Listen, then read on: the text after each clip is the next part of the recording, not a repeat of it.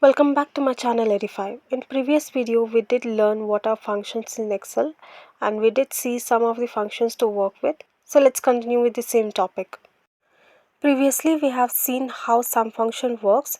Related to sum function we have two more functions, that is SUMIF and SUMIFS. So let's talk about SUMIF first.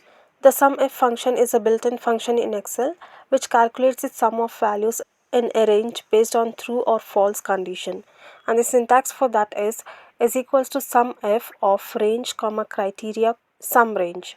Here range is referred to the cells like A2 is to A10, and the criteria is referred to the condition which can check things like if a number is greater than another number or less than another number, and if a number or a text is equal to something.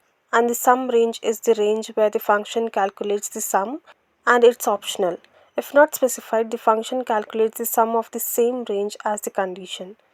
Next we have SUMIFS function.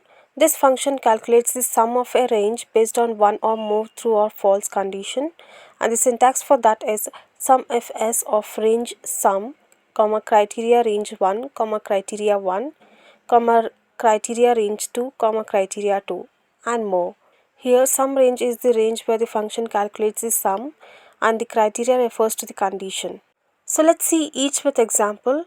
Here I have entered the data in which we have name, type and total columns. As you can see, the data contains two types of values, that is fruits and vegetables. Let's type it here. Let's type the categories here, then here the total sum.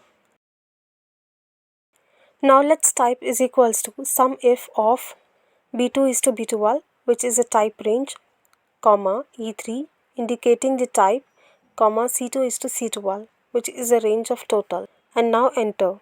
It displays the result of the calculation here. Likewise, you can calculate SUMIFS. Just type is equals to SUMIFS of C2 is to C12, it is the sum range, then comma B2 is to B12, it is the range for the condition which is criteria, then comma E3 which has the type, and now enter. For SUMIFS you can type more than one criteria, but for the better understanding I've just used one criteria. So this is how the sum function works in Excel. This is all for today. I hope you guys enjoyed this session. If you did, then please subscribe to my channel Edify and hit the bell icon for more such updates. Thank you for watching.